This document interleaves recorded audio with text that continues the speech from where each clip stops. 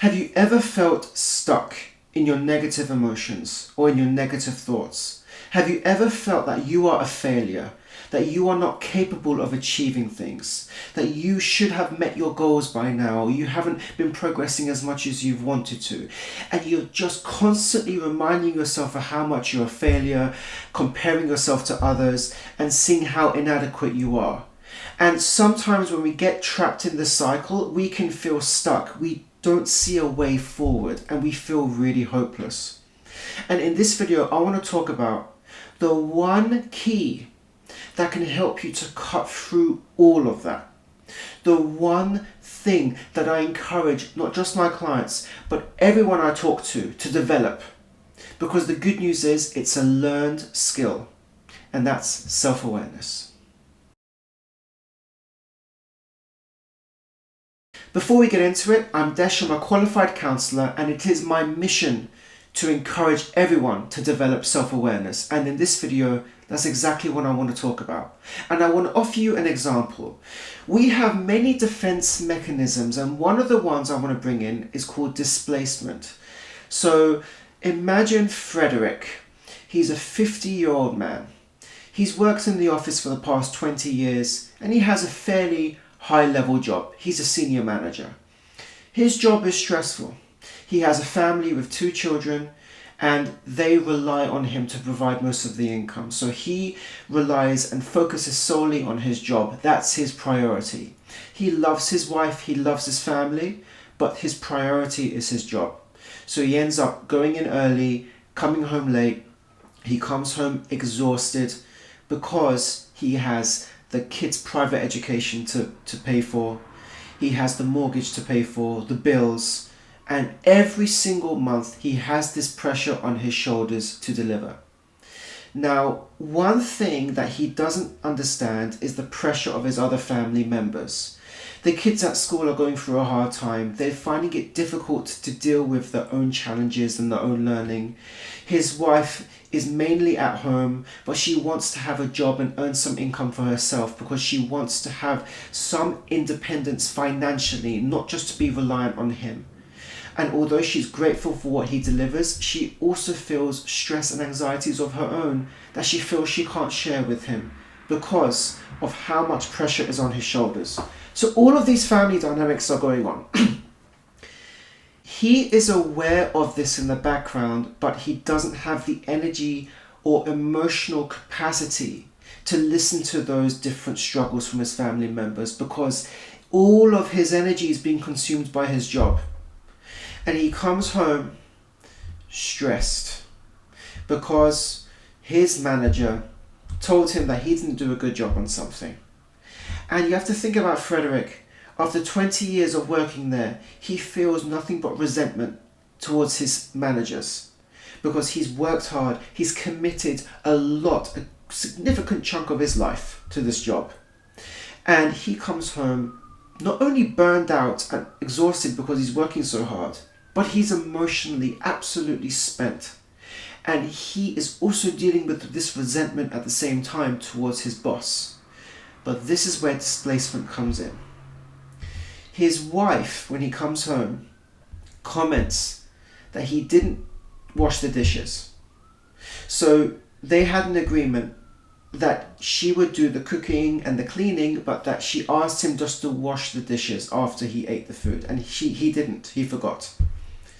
He comes home, and the first thing that his wife says to him is, "You forgot to wash the dishes last night." He then snaps.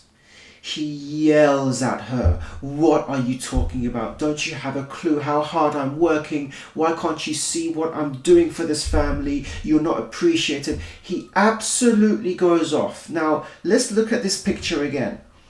His wife did not experience what he did at work. His wife doesn't know that his boss commented that he wasn't doing a good enough job. His wife didn't know that he had this resentment in him towards his boss. She just said, "You forgot to wash the dishes last night." And that was his reaction. He exploded. So it's essentially the straw that broke the camel's back. Do you blame the straw that broke the camel's back? Or do you blame the hundreds, even thousands of straws that's already on the camel's back? This is exactly what Frederick is going through. The response that he gave to his wife, the shouting and the yelling, seems disproportionate, but actually it makes perfect sense. And this is what displacement essentially is. He was displacing all of his anger and all of his frustration onto his wife over the dishes matter. But it wasn't the dishes he was angry about. He was actually angry about what his boss said earlier to him in the day. That is what consumed all of his negative energy. Yet he displaced it onto his wife because his wife was simply the easier target. It was easier to tell his wife and express his anger on her rather than tell his boss what he really thought. So this is what displacement is. Now, I'm going to bring in self-awareness into this story. There is the Frederick who is not self-aware. I mentioned earlier he doesn't have that emotional capacity to sit with his children or his wife's emotions because he himself has spending all of his energy at work, and therefore he is not able to have that capacity or patience to be there for others because he doesn't even have the patience to be there for himself, to understand what he's really going through. If he did, let's bring in now the self-aware Frederick. If the self-aware Frederick was aware of the impact of what his boss said on him and why he was feeling resentful, the fact that I'm feeling resentful and I'm feeling resentful because of what my boss said. I'm aware of this. He comes home and his wife tells him you forgot to wash the dishes. Would that Frederick, that self-aware Frederick, react in the same way to his wife? Probably not, because he is aware of why he's feeling resentful. He's feeling resentful because of what his boss told him, not because of what his wife is telling him. Overall, his wife is supportive. His wife takes care of the children and the house. His wife is on his side. But the first Frederick, who was not self-aware, forgot that. He knows, but he forgets. And because he wasn't aware of the fact that he was feeling resentful, he became triggered and therefore reacted from that trigger. Rather than the Frederick who is self-aware, who is aware of the fact that he's feeling resentful and where that came from. He will still get triggered by what his wife said, but because he's aware, he has the ability to choose whether he reacts in that angry way towards his wife, or whether he tells himself, okay, you are feeling resentful because of what your boss told you. This is not your wife's fault. So just communicate to her what's going on for you. Self-awareness gives you choice. Self-awareness empowers you because you can choose. If you're not self-aware, your negative emotions will do the talking for you. But if you're aware, you have the choice whether you react from that place where you're feeling very stressed, angry, whatever emotion it is, or whether you can catch that through self-awareness and choose to react in a different way. At the end of the day, you are not your emotions. Whether it's happiness or anger or sadness, whatever it is, you are not that.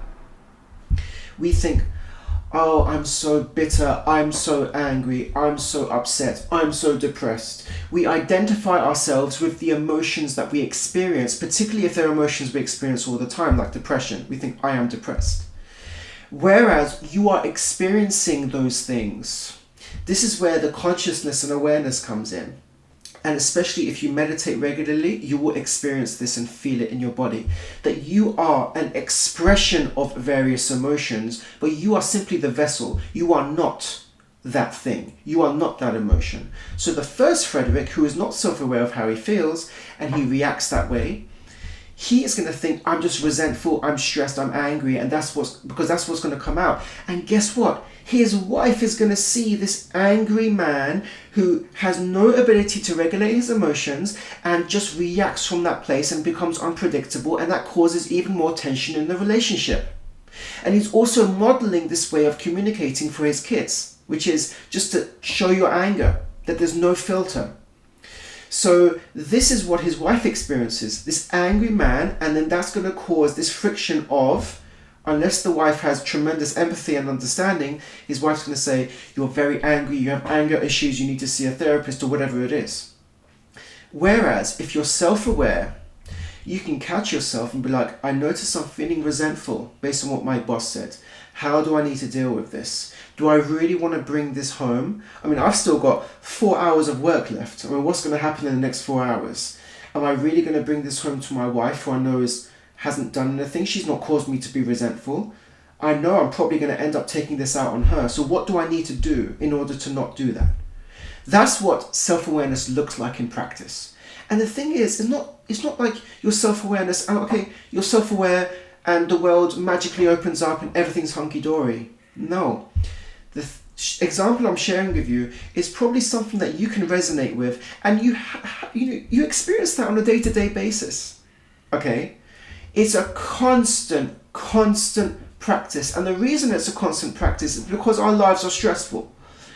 Sometimes we don't help ourselves, and sometimes we have no choice. We have to go to work. We have to sometimes work on a job we don't like. Unless you're willing to make radical changes and really, change your life to look for the kind of life you want to live, you're going to be like, hey, I've got to pay the bills. I've got family relying on me. I've got to do this job. Okay, and fair enough. But this is where self-awareness really helps, because you can prevent yourself from projecting this image back home, where self-awareness helps you to do that. It's like, okay, my boss said this, or this happened at work, I'm feeling stressed, or work's piling up, got a lot of deadlines. That's not my family's fault. Yet I'm the one carrying this stress burden. What do I need to do in order to help dissolve this? And I want to draw some parallels. Just as an athlete stretches before performing, or they get injured and they do physiotherapy or massage or get treatment for it. Just as a surgeon studies their craft, they are knowledgeable about anatomy, they're knowledgeable about the tools to use, and they practice using their hands to be as steady as possible when it comes to doing an operation. Just as a firefighter trains in the gym to get strong in order to carry people out of a burning building, just as they understand what fire is, how it grows, what different types of fire there are, how to extinguish them, just as they are exposed to it in simulation, they train for it. Exactly like all of those crafts where there's training and techniques to deal with things, whether you're an athlete, a surgeon, a CEO, a garbage man, whatever it is, there is the same principle when it comes to developing self-awareness. Self-awareness is a learned skill. Emotional regulation is a learned skill. It's a skill. Because it's not spoken about nearly enough, especially in schools, it's not thought of as a skill. It's thought as this kind of wishy-washy thing. However, there's nothing, very few things, more important than self-awareness and emotional regulation, because everyone needs that in order to succeed in different parts of life. And the good news is that there are tools available, and there are resources available, there are podcasts, there are books, there's counseling, services available to help develop your self-awareness. And when you undertake counseling, self-awareness is a guarantee. Self-awareness is guaranteed when you do counseling, because it's all about you. It's questions that you can ask yourself to really probe into what's happening. And I want to share a personal story. When I was younger, I grew up in a kind of turbulent family emotionally, and part of that was because it's a cultural thing to express yourself emotionally. And I was always drawn and attracted to the people when I was young, who I saw, who just were calm. They just seemed to have it together. They just seemed to be more in control. Now, as I'm older, I realize that that doesn't necessarily mean that they're amazing at regulating their emotions, but it was a signal to me as a young boy of, wow, you don't have to react to everything. You can keep things together. You can appear quite strong and stoic. And I became almost obsessed with how do you get your emotions under control. When I get angry or stressed or upset, it's hard for me just to remain stoic. And I learned it's not about being stoic or not showing expression. It's about understanding when you're feeling emotions coming up and knowing what you need to do in order to help regulate it and not build it up. Because the more it builds up, the more likely it is to take over any responses you have. So in Frederick's case, he was feeling resentful. He still had the rest of the day to finish at work. And then he came home and anything was going to set him off even more. Whereas if he was self-aware, maybe he would have called his wife and said, this happened to me just now, I need to talk to you. Or maybe he would have said, listen, I'm feeling really stressed after today. I'm going to go and grab a drink by myself, or I'm going to go for a walk before I come home just so I can try and unwind. Or look, I'm really stressed. I need half an hour of my own time. So please just don't talk to me because I don't want to take anything out on you. I just need half an hour of my own time just to relax and unwind, listen to music, whatever. That's the difference. That's the role self-awareness has. And so you can prevent a lot of arguments in that situation by being self-aware. And self-aware is a practiced, learned skill. And there's so many techniques. There's doing journals, meditation, all of these things that you can do. And all the things that they share in common is curiosity. So I want to end on 2 notes. First of all, be curious about yourself. Be curious, ask questions. Know why you get happy in certain situations and upset in certain situations and angry. Like, what's going on for you? Write it down or get curious about it. Start asking yourself these questions. Start the process of developing self-awareness. And if you really feel overwhelmed by it, then please seek out counseling. That's why it's there. It helps. And the second point I want to finish on is I saw a podcast with Joe Rogan and Mel Gibson recently. And Mel Gibson, who I'm sure many will know, has, was an alcoholic and had gone through a lot of struggles. Not just with drug abuse, but really emotional struggles and a lot of tensions in his life. He said that, I'm paraphrasing, but there's merit and value in not being happy, in being quite stressed and upset, and when you're low and when you're feeling really low, which he has in his life, as we all have. He said it forces you to think of ways to become happy, or think of ways to be productive, or use your brain in your favor. When you're really low, even when you're at rock bottom, it forces you to think of ways to develop hope, to use your brain to your advantage. When you're feeling low, to think of ways to help you get to the top, to think of ways to help you escape that lowness. Do something productive. Make yourself feel good. And it got me thinking that this thing of we want to be happy all the time, and especially that image that's portrayed on social media when everyone's happy. You shouldn't need to achieve that, because there's no need to be happy all the time. It doesn't serve you. It doesn't serve you. There is value in staying with the resistance of that negative emotion and stuckness, to use your mind to think of ways to get you out. And there's a lot of resources and information to help you do that, depending on your situation that you're in. However, in the resistance, when we're feeling low, that's where the nuggets lie. We just need to stay with it and use it as an opportunity. And I hope that this video gives you hope. If you're watching this and you've been feeling stuck, you can't find a way out, that there are resources available that can help you to get out from that stuckness and find a way forward.